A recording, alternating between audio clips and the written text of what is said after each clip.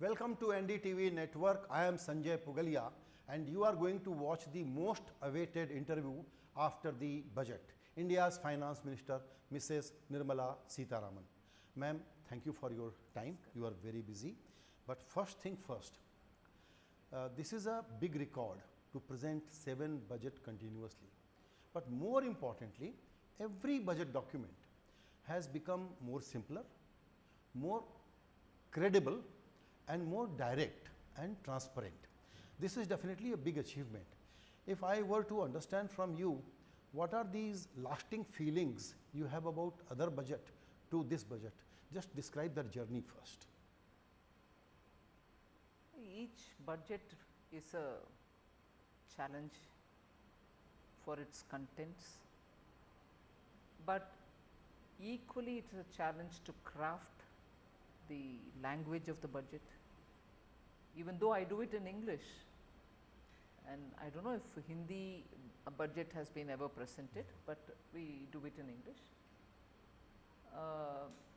It has been a desire of the Prime Minister that budget should be simple, you convey it simple, and the language should be simple so that anyone should be able to understand what you are saying. And the other big feature that he has been clear from the beginning is budget should say everything that it has to say. You can't say some and you hide something else, not just in the language, but also in the way Ministry of Finance and its affairs run, so that you are not borrowing from outside of the budget, you are not showing it in the budget statement, you are not really showing all your expenditure to keep your balance sheet looking pink. Don't do anything which is, the usual pushing under the carpet, things like that. So, that has been continuously improved upon each time. That message which has been received, we try to fine tune it each time, so that ultimately it should be a simple document form. Because in my childhood I remember budget document was so complex, people would study, people would analyze, and in the south you had Nani Palkiwala coming and giving us, in fact that used to be called as the budget for the people. True. Because the budget which was read in parliament was one thing which no one could understand. Then Palkiwala would actually, he used to do it in Mumbai, then the crowd became so much that he shifted to a stadium. And in Mumbai it used to happen in that kind of explaining the budget to the people, and he used to come south. So, from those days I think today the budget speaks for itself. But you are becoming too challenging for us to handle. Ma'am, I have completed covering more than 30 budgets so far. We used to say, and we still said this, that fine print ka wait karte hain. There will be some fine print. Now there is no fine print, no mystery, no googlies. That's right. So, that was the objective, that was the desire of the Prime Minister, that everything you state up front, and if you do have to later on do some kind of a minor adjustments or amendments, that should be after taking the feedback. That is the other one major thing that we did about budget. This time, because it is in July, it is not happened. Otherwise, a February budget would have a first half of a session and then a recess and then a second session. Right. During the recess, I would take the budget and go around the country talking with professionals, chartered accountants, businesses, commerce, trade, everybody, industry. And for the presented budget, they would give some ideas saying, no, not like this might have a problem, can you change this like that. So, we used to come back, and when the finance bill has to be dealt with and passed, treasury amendments used to be brought in, and people used to say, you presented the budget only 15 days, 20 days ago, you want to come up with amendments. That is one other thing which the Prime Minister desired, saying budget parliament में पेश कर रही हो ठीक है, then parliament में opposition सुनते हैं ठीक है, मगर फिर भी इसमें और कुछ शार्प फोकस करना, करेक्शन करना, तो हमें कैसे मालूम होगा? जाओ पूरे देश में सबसे मांगो कि उनके राय क्या है. So, I brought in that practice of go around, come back And if there are some worthy corrections to be done, we used to go, and there are times when opposition asked me, how can you come with an amendment, you only brought it in, and I openly said it, it is on the record of the House, that I have taken the input from the people after tabling it, and I am willing to go with the correction if necessary. So there are a lot of practical things that we have done. Right इस budget का जो एक सबसे बड़ा flavour है, हालांकि ये पूरे देश का बजट है और सभी के लिए कुछ ना कुछ इसमें है, लेकिन जो एक सबसे बड़ा फ्लेवर है मुझे लगता है वो है youth. So let's deal with two subjects first about concerning youth. Now you have said that you are nudging the industry, it is not mandatory. Then the implementation becomes bit of a challenge, while we know that this is the biggest challenge as Indians we have to fight with, which is unemployment. So I wanted to capture your thoughts. How will this be executed? How will we measure the outcomes? See, when we are talking about youth, this budget gives a package or a basket of things for youth. One of them is the apprenticeship, where we are depending on the top 500 companies. Another is skilling, which is looking at all the state-based, state-managed, state-owned ITIs, where nearly for 30, 40 years now, not much of a investment from the state side. I am speaking about all states. Not much investments have happened to upgrade their equipments, training modules, or content of the course, or even bring well trained teachers, trainers, and so on. So there we are also working with the state governments, hopefully, and with the private participants, so that the ITIs will be equipped. We'll provide them the resources to have such equipments which can be used in training our youth for industry readiness, but for industry 4.0. So you are not just again training them to deal with the lathe machines, you are also doing other things, and such things with which in a industry 4.0 digitized world, world of robotics, world of web 3 and world of AI, in that how will these youth get in? So one was the top 500 companies apprenticeship, second is a state level ITI based with business partnership, giving them skills so that they can join in industry 4.0 ready companies. Now these are not engineers, these are students who come out of higher secondary schools. So for them we need to ready the ITIs. So these two are apprenticeship and training, but three others are completely provision of jobs, providing jobs. And how are we going to monitor that? It is because we are saying unless the newly recruited person is put into the EPFO record, Employees Provident Fund Organization record, he is not on board at all. So the monitoring of it is going to be by the payments he makes, the employer, and by the recruitment he does. So we are very clear, and we had done a complete consultation with the industry before launching this, and they have very clearly agreed that it is implementable. Okay. The other thing concerning youth, I am jumping a subject, but just to finish this part, is about STT on derivatives. Derivatives are fundamentally for hedging, but Indians, young Indians are taking very, very deep interest, and they are risking their savings. So this is again a nudge, a very gentle nudge. More needs to be done. We strongly believe it is for the SEBI, the regulator, to do that regulation in the market, just as they have been voicing concern as well, voicing concern about the speculative activity going on in the futures and options market, and also about the valuation levels. Lots of commentary after that as well.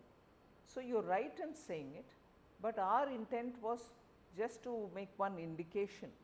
It was not so much for revenue, it is more for being sure that people realize that they are getting into high risk areas. But we leave it to this SEBI to give a soft touch regulatory approach to the markets, be it for the F&O or the cash market. Right. Bringing the conversation under a spotlight so people get educated about it. I believe that investor education is still a WIP and a lot needs to be done by all the participants and stakeholders. Absolutely, yes, I agree. This budget actually challenges us on the other front. Very difficult to find some real criticism. So, 2 or 3 criticisms have come. Let's discuss that and then I get into some other issues that has not been discussed much. One is, which now it seems is a tactical mistake, because I have read the budget. Budget talks about the country that covers all the state, but focus has gone on 2 states, basically Andhra and Bihar. Do you think to keep the speech short, government decided to focus on these 2 states, while other states are also benefiting a lot? States are getting, as they were getting earlier, some will get more, some will get less. By not invoking the name in the speech, no state is being denied anything. But although for 10 years we have been actively engaging with Andhra Pradesh getting rebuilt, the state does not have a capital even today. Whatever be it, I am not getting into the politics of why building the capital has got delayed, but it is by the provisions of the act which enable the division between Telangana and Andhra Pradesh. The act requires the center to support it in building its capital and also in supporting its backward regions. In the last 10 years, several activities have happened in taking all the big premier institutions to Andhra Pradesh, IITs or AIIMS or IIITs and so on. Similarly, a little zone was carved out, if I know right, for Visakhapatnam. Many other such as per the act which had to be done has been done in the last 10 years. But now when the focus goes back to talking about Polavaram, the national irrigation project, and also building the capital, we have stated very clearly that yes, we will support, and Polavaram being a national project will certainly help in completing it. By now it should have really been completed, but no, there has been other problems which technically and otherwise also the state government is seized of it, we are seized of it. So, as a national project, we are committed to build it and we have given the commitment. Ma'am, I want to understand your thoughts on South Indian states in the backdrop of this kind of special support that they definitely deserve. And then we are waiting for next Finance Commission report, and then there will be a delimitation exercise. Looking at all of this, how are you approaching the issues and concerns and priorities of South Indian states? There is a issue and a challenge in that all the 4 plus 1 Puducherry, no 5 plus 1 Puducherry have shown developmental indicators which can be taken on board, and taking them on board and then deciding what will be the tax devolution which will have to be worked out. What are the kind of grants which will have to go. Essentially a job which the Finance Commission has to do. And I also would think all these states will have to negotiate and talk, not negotiate so much, but put across their state's position. They will have to put across how their states have shown developmental indicators over the decades, and because of which they will have to be measured slightly differently, and for furthering the cause of development, they should, if anything, be incentivized in some fashion or at least not discouraged. So, they do have a little challenge in having to take up this issue and convince the Finance Commission, which is a constitutional body, that is also being conscious of the fact that the contribution in those economies are not exclusively by people of that state alone. Today's mobility of labor being what it is, mobility of capital being what it is, states are approaching both labor and capital issues in such a way that they are drawing the best in the country. So, when a state is very proactive, like for instance, I got to understand that Uttar Pradesh is coming up with a policy for Global Capability Centers, the GCCs, so that Noida is developed as one of the biggest GCC center. Now, similarly in Bangalore and Hyderabad, you have a lot of GCCs, also in Chennai. States are coming up with some kind of an approach so that they draw capital, bring investors, and then also provide the ecosystem for labor or workers of a higher order also to participate there. And in that, it is not purely that state's own qualified technocrats or semi-skilled workers who get benefit. Mobility being what it is, from all over the country, people are moving to these centers and contributing. So, we have to keep that in mind, and therefore, see how states which are now probably giving the benefit of mobility to their own young people also attract such investments to their states, and enabling policy and legislative supports will have to be made in those states as well, so that one, they retain their talent pool, two, they get investments so that their talent pool is used within their areas, and also that we spread all the employment generating investments or production centers or service centers to all over the country.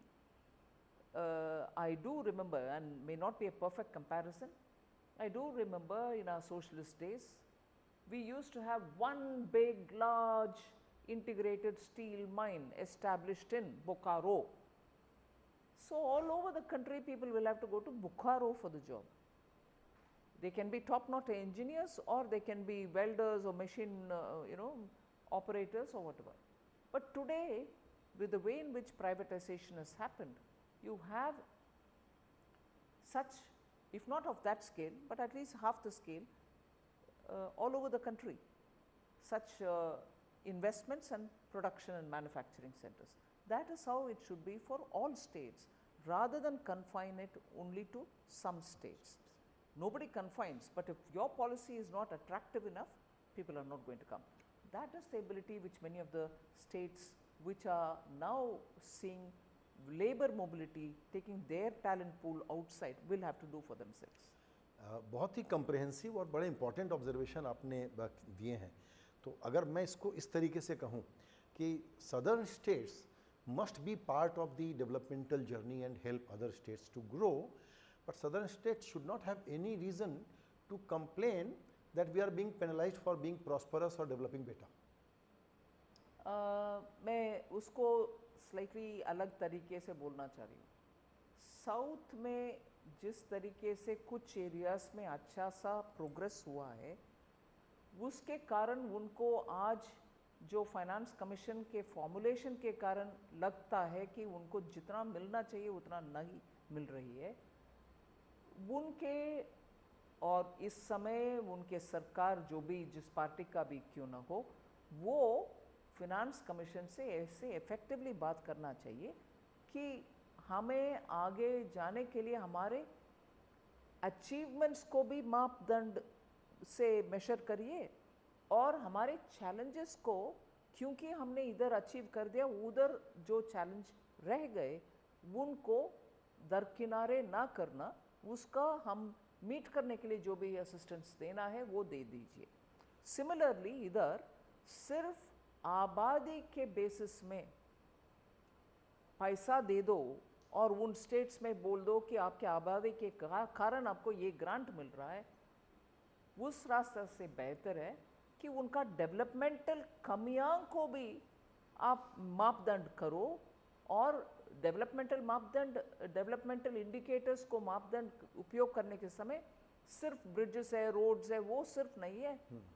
Human development का भी index देखना चाहिए, कितने institutions of health, institutions of education उधर है, अगर नहीं है उसको बिल्डअप करने के लिए कितना देना।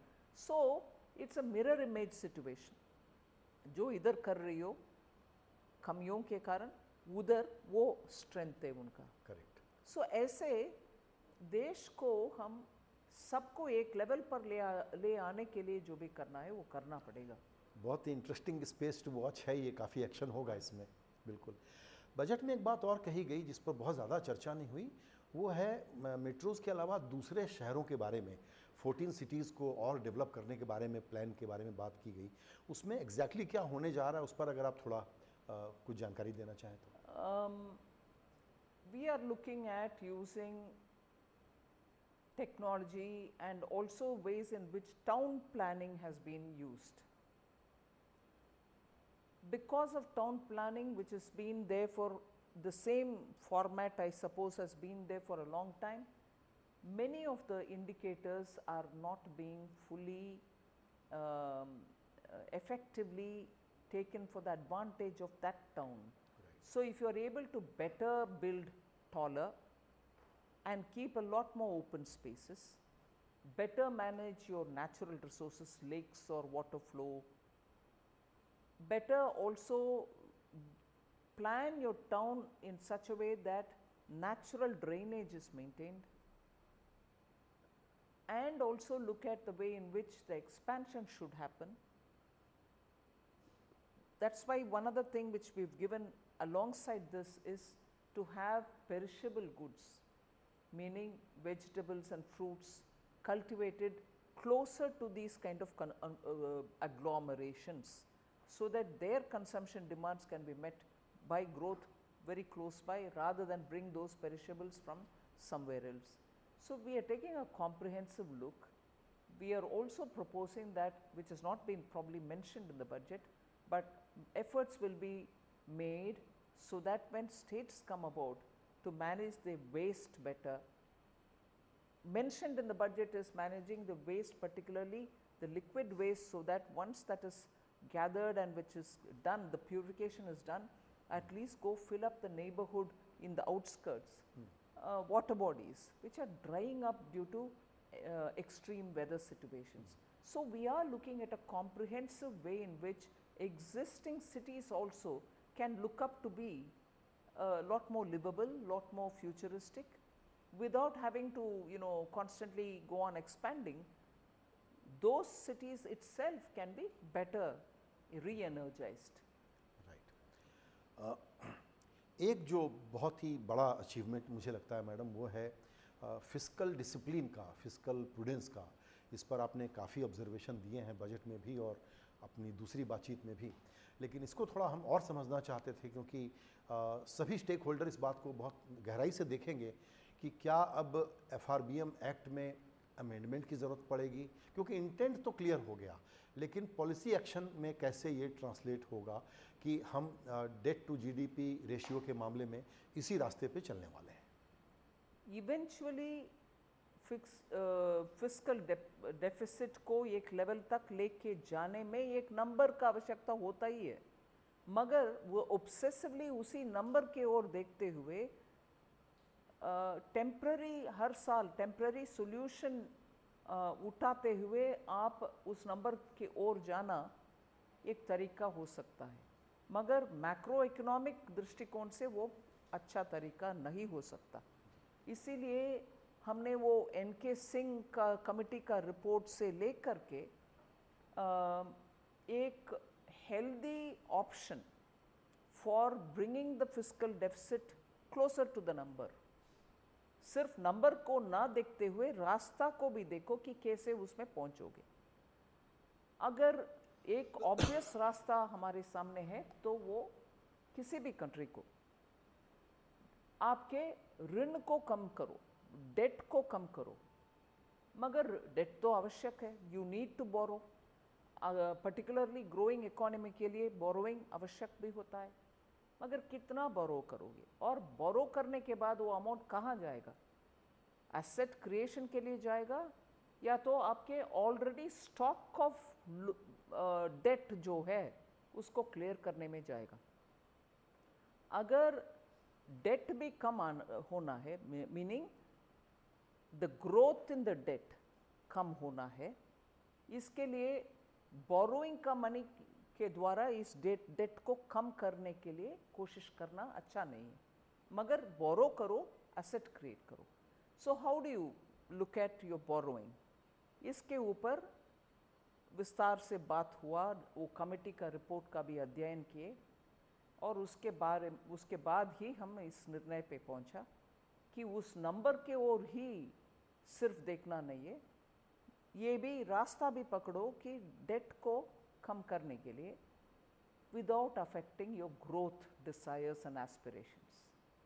जी, इनकम टैक्स रेट किधर जाए, क्या डायरेक्शन रहे, इस पे आपने लगातार अच्छे से सिग्नल दिए हैं, लेकिन अब एक चीज़ का और इंतज़ार है कि ये पूरा रिजीम अच्छा हो, उसके लिए आपने एक कमेटी भी बनाई है, तो उसका क्या मैंडेट, क्या अप्रोच होगा, कैसी कमेटी होगी, कब तक रिपोर्ट आएगी? 6 महीने के अंदर, स्पीच में भी मैं कह चुकी हूँ, 6 महीने के अंदर आना है। डिटेल्स ऑफ द मैंडेट अभी तैयार नहीं है, मगर ब्रॉडली सिंप्लीफिकेशन की ओर और इनकम टैक्स कंप्लायंस और एसएससी का राहत, उससे कंप्लायंस और ड्यू डिलिजेंस का कैसे ले आए, और ऑलरेडी पिछले 3-4 साल से direct tax, personal income tax के लिए सेकेंड रजीम हमने ले आए, उसमें सिंप्लीफिकेशन, नो एग्जेम्पशन से सब करते हुए उसमें अभी बहुत सारे लोग ओल्ड सिस्टम से इसमें आ रहे हैं। So we need to have a consistent, simple, easy to comply system. वो है larger message for the committee. Specifics will be decided a bit later. ये एज्यूम करना सेफ होगा कि ये कमेटी गवर्नमेंट ऑफिशियल्स के अलावा लॉयर्स, सीएज, स्टेक होल्डर्स भी रहेगी कमेटी में? वो उनसे ज़रूर इनपुट लेंगे, मगर उनमें से एक को कमेटी में बिठा कर लेंगे या उनसे संपर्क करके लेंगे, ये सब अभी डिसाइड करना बाकी है। जी, एक और बड़ा सिग्नल और बड़ी क्लैरिटी आप लोगों ने दी है, वो है कि पब्लिक इंटरप्राइजेस को किस तरीके से देखा जाए। तो 2 लफ्ज़ थे, वो बाहर हो गए हैं अब, डिसइन्वेस्टमेंट, प्राइवेटाइजेशन, बल्कि कॉरपोरेटाइजेशन, जो भी कहें। अब ये है कि नहीं, हम ही इसकी वैल्यू बढ़ाएंगे, कैसे बढ़ाएं, और फिर देखेंगे कि कब हमको इसको मोनेटाइज करना है। लेकिन फिर भी ऐसा लगता है कि एसेट मोनेटाइजेशन एक ऐसा काम है जिस पे शायद थोड़ा सा एक्सेलरेशन आएगा। ज़रूर आएगा, और आना भी अच्छा है, क्योंकि अगर आपके एसेट्स वैसे के वैसे पड़ा है और उससे प्रोडक्टिव गेन्स आपको नहीं मिल रही है, आप उसको सेल करने का आवश्यकता नहीं है, हमारी इरादा भी वो नहीं है, मगर उसको अच्छी तरीके से मोनेटाइज करने में देश का भी भलाई हो और वो एसेट काम में आएगा, ना कि उधरी की उधर पड़ा हुआ है, उससे फ़ायदा किसी का नहीं है, और धीरे धीरे उसका डिप्रिसिएशन ही ज़्यादा हो रही है, वो होना अच्छा नहीं है। तो इसमें कुछ हम और थोड़ा अंदाज़ लगाना चाहें कि किस तरह के सेक्टर्स में, किस तरह की एक्टिविटीज़ में इसमें कुछ डेवलपमेंट हम देखेंगे। स्ट्रैटेजिक कोर सेक्टर तो हमको पता है कि उसमें सरकार खुद ही बहुत जोर लगाएगी, और ये एसेट मोनेटाइजेशन के लिए पाइपलाइन घोषणा हो चुका है, उन सब में हर एक स्टेट के साथ बात करके उसको आगे ले जाना है, और उसमें इन्वेस्ट करने के लिए जो तैयार है उनको स्टेट्स के साथ संपर्क में ले आना और उनसे बातचीत फैसिलिटेट करना, वो सब हमारे काम होगा। जी, एक चीज़ और, एफडीआई के बारे में बहुत सारी बातें आपने कही हैं, और हमको लगता है कि एफडीआई को इनकरेज करने के लिए जो मेजर्स लिए जाएंगे उसमें सर्टेन सेक्टर्स पे ज़्यादा फोकस रहेगा। तो कौन से सेक्टर्स हैं जहां आपको एक्सपेक्टेशन है कि अब एफडीआई आएगा भारत में? ऐसा कोई एक सेक्टर नहीं है जिसको हमने छोड़ दिया इस विषय में, सभी सेक्टर्स को पिछले 10 साल में धीरे धीरे ओपन करना और जो ओपन ऑलरेडी हो चुका है उसमें FDI का कंपोनेंट को इंक्रीज करना, इसके ऊपर अच्छा सा काम हुआ है और ग्रेजुअली एक एक सेक्टर को ओपन करके और एक्सपैंड भी करते आ रहे हैं। 21 के बजट के समय policy public sector enterprises policy के द्वारा जब घोषणा हुई उस समय से आप देख रहे हैं स्पेस सेक्टर में ओपन हुआ है और उसमें FDI का भी अच्छा अपॉर्चुनिटी हो गया है अभी। इसीलिए ऐसे कोई सेक्टर नहीं है जिसमें हम FDI रिजेक्ट करें हैं, सबको इनवाइट कर रहे हैं सभी सेक्टर्स में। और इसमें कोई कंट्री की भी चॉइस होगी क्या? आपको पता है ये विषय क्यों हम लोग अभी चर्चा कर रहे हैं, क्योंकि इकोनॉमिक सर्वे में इस बात का लॉजिक दिया गया है कि चाइना का इन्वेस्टमेंट भारत में आना चाहिए और ट्रेड इम्बैलेंस जो है उसको दूर होना चाहिए। एकदम सही बात है इन प्रिंसिपल अगर हम देखें तो, लेकिन ये फैसले सिर्फ एक थ्योरी पे नहीं हो सकते। लेकिन इसकी चर्चा बहुत ज़्यादा है कि चूँकि हम वीज़ा दे रहे हैं वहाँ के लोगों को यहाँ आकर के काम करने के लिए, तो FDI आए, इसमें क्या दिक्कत है? अभी इसके ऊपर कोई सीरियसली मेरे सामने चर्चा नहीं आया है। हाँ, कुछ सरकार के डिपार्टमेंट्स में वीज़ा देने के लिए डोमेन एक्सपर्ट्स का या टेक्नोक्रेट्स को ले आने के लिए PN3 प्रेस नोट 3 के विषय को समझ करके वो तो हो रही है, चर्चा हो रही है, मगर डिसीजन कहीं हुआ है नहीं। मुझे तो नहीं लग रहा कि डिसीजन हुआ। ये वीज़ा के विषय में, इन्वेस्टमेंट के विषय में चर्चा मेरे सामने तक नहीं आया है। जी, तो ठीक है, इकोनॉमिक सर्वे ने एक इंडिकेशन या एक बात कही है, सर्वे इज एट ज़रूरी नहीं है कि कंसीडर करेंगे, लेकिन ज़रूरी नहीं है कि तुरंत कुछ हो उसमें। नहीं, नॉर्मली इकोनॉमिक सर्वे का नेचर ही सरकार से हटकर उनके अपने राय रखने में, वो definitely they have the freedom and we do have a arms distance relationship with it. एक विषय और है जिस पर कि क्लाइमेट चैलेंज और ग्रीन एनर्जी की तरफ कितने बड़े स्ट्राइड्स हम लें और कैसे कॉम्पिटिटिव हों, क्योंकि उसमें भी चाइना का एक बड़ा भारी डोमिनेंस है। काफ़ी काम उसमें इस बजट में भी इंडिकेट किया गया है। और एक पुरानी बात जो पहले स्लो बर्नर पे थी अब फास्ट बर्नर पे आ गई है, वो है न्यूक्लियर एनर्जी के बारे में। तो उसका थोड़ा अगर आप डिटेल्स शेयर करना चाहें हमसे। Just in that, it's happy news to know that Baba Atomic Research Center has developed this module for modular building of nuclear energy centers. And since it's all indigenously done and they are very sure that they can take it forward, we've taken it on the budget speech as well. That's also because India's commitments in renewable energy, emission control and investments for renewable energy have all been happening since probably 2015 when Paris Agreement was signed, COP21 I think, and after that onwards India has been constantly conscious of fulfilling its commitments.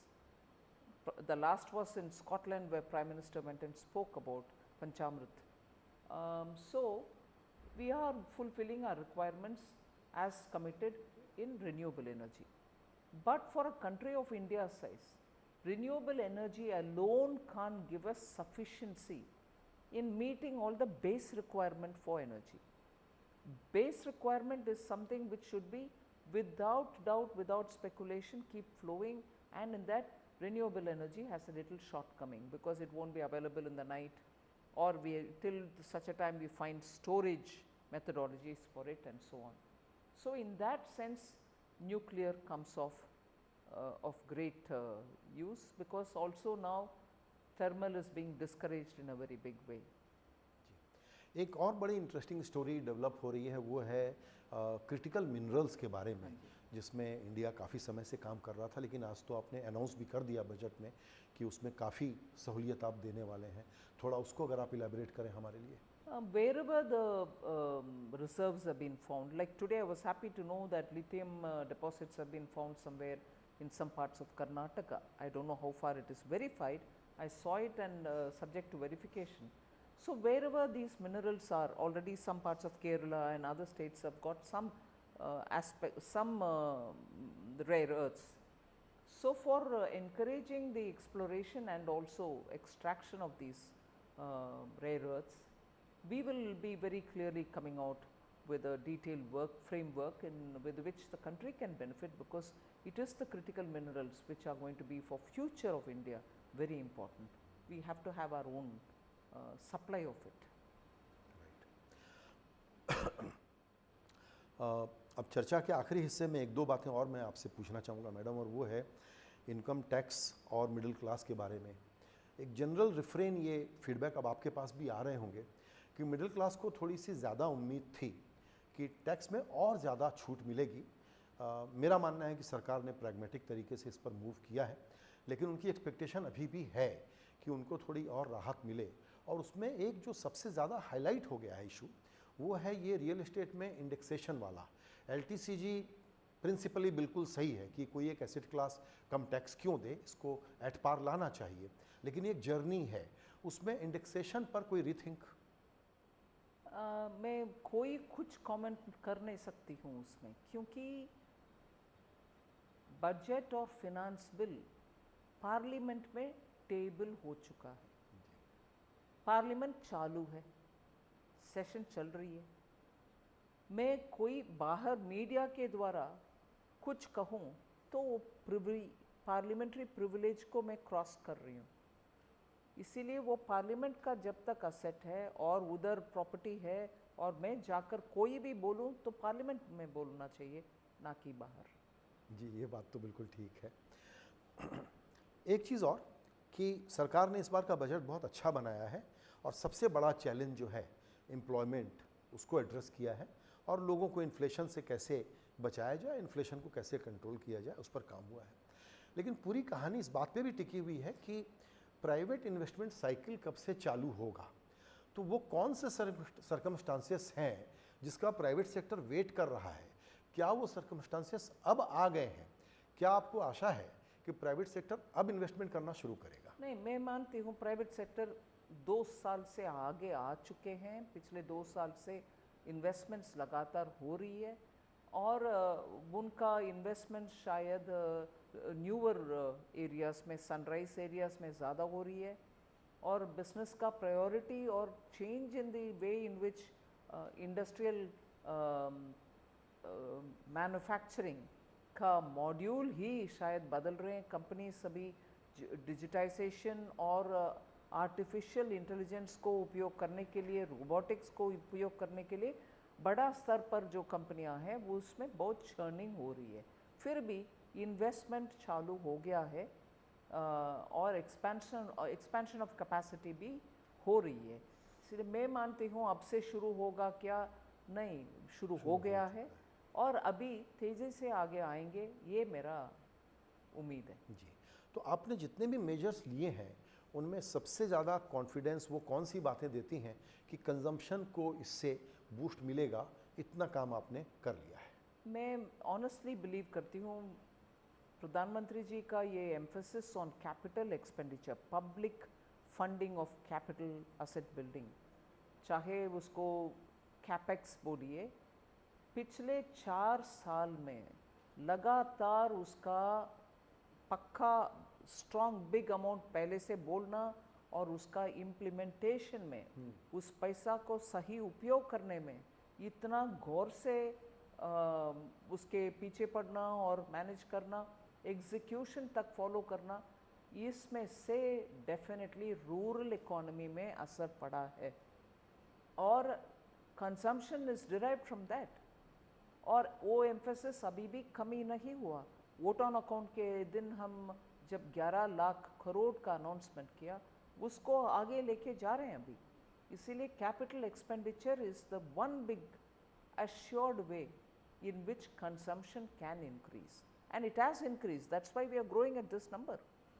जी, एक चीज़ और जिसके बारे में हालांकि GST का मसला है वो, लेकिन ऐसा लगता है कि अगर पेट्रोलियम, अब जो हमारी रेवेन्यू बॉयंसी है उसको देखते हुए, कि अगर हम पेट्रोलियम प्रोडक्ट्स पे कम कर दें टैक्स, तो उसका बहुत फ़र्क पड़ेगा। ये आपको भी लगता है कि समय आ गया है कि इस पर अब कुछ बड़ा मूव होना चाहिए? वो काउंसिल में निर्णय लेके, हमें निर्णय उधर होना है, इशू चर्चा भी उधर ही होना है। जीएसटी कानून में तो प्रावधान ऑलरेडी कर चुके हैं, वो रेट तय करें और सब इकट्ठा निर्णय लें कि हाँ अभी जीएसटी में पेट्रोलियम प्रोडक्ट्स आ सकते हैं, तो इमीडिएटली इम्प्लीमेंट कर सकते हैं, मगर स्टेट्स उसमें साथ होकर के जीएसटी काउंसिल में निर्णय लेना पड़ेगा। जी, तो स्टेट्स के लिए बड़ा ज़रूरी है कि वो प्रिपेयर हों बिग पिक्चर देखने के लिए। हमेशा सीकिंग और ग्रीवांस वाला फेज़ अब जा चुका है और पीएम लगातार इस बात पे बहुत ज़ोर देते रहे हैं कि हमारे रिफॉर्म और हमारे ग्रोथ की स्पीड को बढ़ाने के लिए केंद्र, राज्य और लोकल गवर्नमेंट तीनों में जुगलबंदी बहुत ज़रूरी है। तो आपको लगता है कि एक स्ट्रॉन्ग केस आपके पास है कि आप स्टेट्स को कन्विंस करें कि भाई इस पर पेट्रोलियम पर मान जाओ? बात करना आवश्यक है, बिल्कुल मैं मानती हूँ। जी, आपने आज हमारे लिए वक्त निकाला निर्मला जी, आपका बहुत धन्यवाद। और आपके इस बजट का बहुत बहुत, मैंने आपको जैसा पहले कहा कि बहुत मुबारकबाद दें कि हमारे लिए क्रिटिसिज्म के लिए, आलोचना के लिए आपने बहुत कम स्पेस छोड़ा है। थैंक यू वेरी मच, बहुत धन्यवाद जी।